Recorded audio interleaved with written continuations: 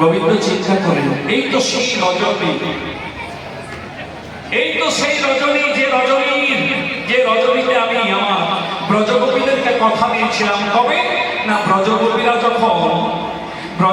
যখন হেমন্তের প্রথম মাসে দেবী কাত্যায়নের ব্রত উদযাপন করেছে, তারা গোবিন্দের গুণগান গাইতে গাইতে যমুনায় চলেছে। কি বলে গো, যমুনা